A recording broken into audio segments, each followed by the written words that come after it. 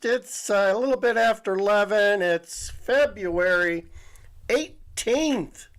18th. We're more than halfway through the month, folks. We're heading towards the end of the month. It's President's Weekend. We're going to have President's Day on Monday, a holiday.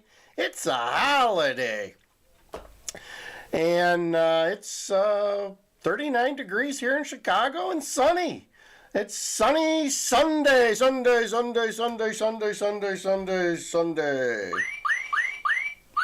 It's a good looking day, folks. And as always, I'm going to try this. Just like it's worked for the NFL, I'm going to try to add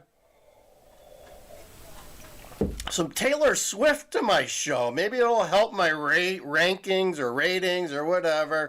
There you go. We'll add some Taylor Swift here.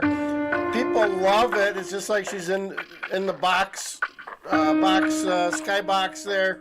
I don't know. It's got trees in the skybox, but Taylor Swift is here. Check out Taylor Swift, guys. Make our ratings go through the roof. Check it out. There she is. Oh, Taylor. All right, enough of Taylor Swift. Let's get going with the show. Breaking news. Yep, breaking news. Breaking news. Let's bring out the breaking news. Oh, that was a juicy one. Yeah. So, let's bring out our update for today. We are headed towards, if I can get the show up here. Is that it? No, that's not it. Let's get back in there. We gotta. All right, so there we go. Maybe we got it now. Let's see. No, maybe not. Maybe not, guys. Here we go. When all else fails, here we go.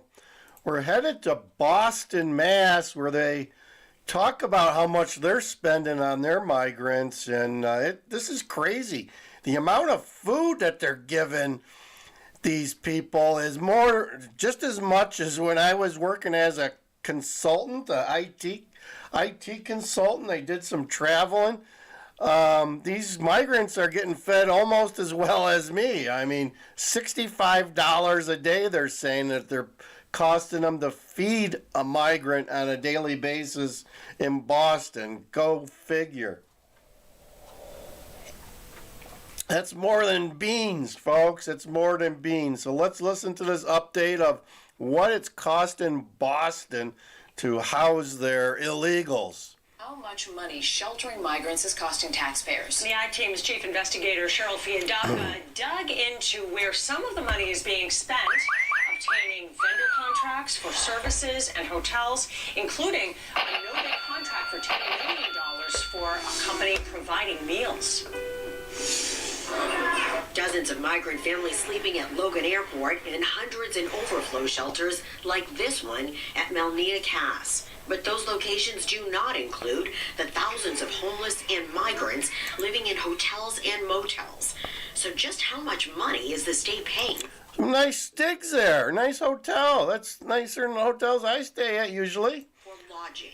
Records obtained by the I-Team show the state has 17 contracts for housing, totaling more than $116 million. Those contracts are only for fiscal year 2024 and end in June. Then they're going to be camping. They're going to be out in the wildlife camping after June. This is something that we have been asking the administration for information on for better part of a year. And have been stonewalled on the information. So I think for you to get it, I think it's really important. In some cases, the hotels are collecting money from the state for 3 meals a day. $16 for breakfast, $17 for lunch, and $31 for... 16, 17, and 30? Give me a break. Come on. What the hell?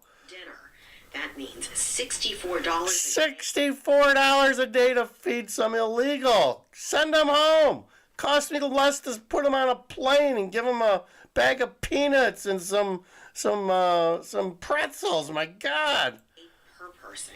The state's right to shelter law requires it provide. Let's play that one again. That's worthy of a replay. Oh my God. Hotels are collecting money from the state for 3 meals a day. $16 for breakfast, $17 for lunch, and $31 for dinner. Wow. $64 a day per person. The state's right to shelter law requires it provide families with refrigeration and basic cooking facilities. How about a big screen? Accommodations do not have those appliances, leaving the state to contract out for food and delivery. Citing the emergency nature of the There we go. There's our Italians again, coming to save the day. company in East Boston, It's the Italian. I tell you, man, these Italians are starting to rake up the money now. They got smart. In Chicago, the Buena Beef guys are running the food show here, so they're sopping up that money. a $10 million 6-month no-bid contract to provide meals and delivery services. Spinelli's tells the I-Team, as an approved state vendor, we have the ability to deliver. Yeah, we got the ability. And mobilize quickly. We are not the exclusive meal vendor and do not have a guaranteed contract beyond this initial emergency period. We are currently in the bid process and are looking forward to continue to aid the state to reach their goals. Spinelli's contract with the state runs through the end of March. Senator Peter Durant says these contracts are just the tip of the iceberg on the overall cost. Believe me, they are. Just the tip. There's your tax dollars, folks, being wasted.